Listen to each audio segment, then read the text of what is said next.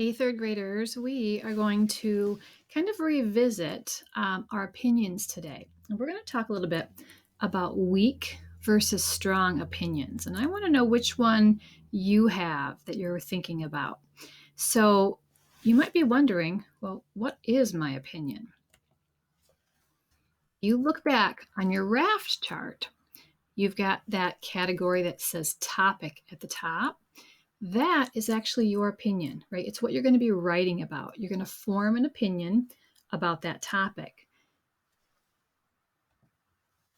So here's an example. I want to show you the difference between weak opinions and strong opinions. So let's say you're hoping to convince your parents to get a dog. Okay, so maybe your opinion is, I'd like to have a pet. That's what you want, right? That's not very exciting. It's not very passionate, very convincing. What if you wrote this instead? Every child needs a pet.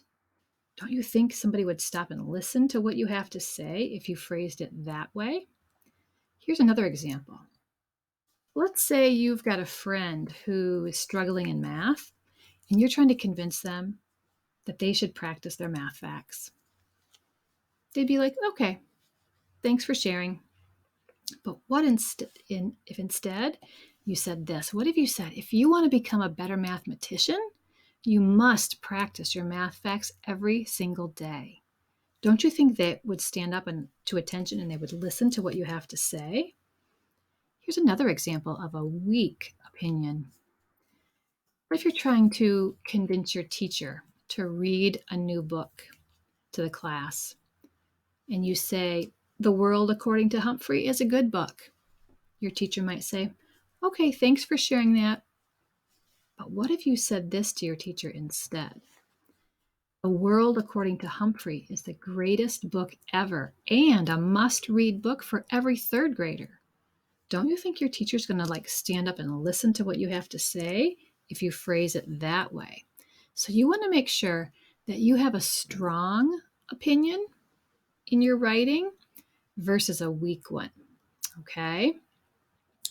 Here's what you're going to do today. There's a few things I need you to do. Obviously, this was your first assignment from Google Classroom, was to watch the video, right? And be thinking about what we just talked about.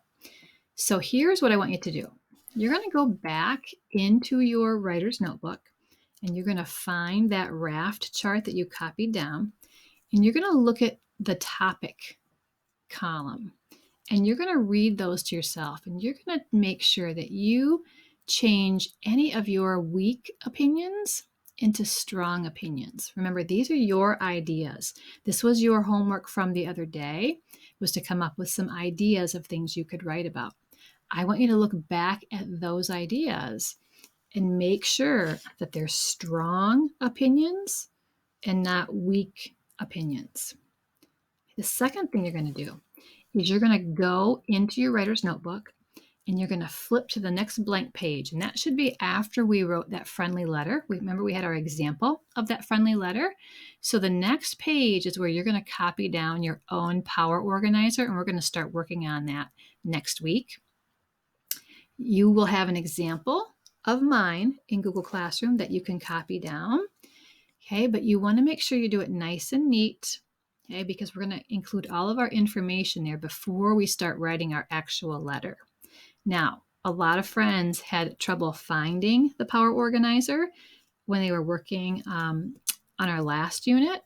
So you're going to draw your own right into your notebook. Okay, if we were in the classroom, we could glue it in. You would have a folder to keep it in.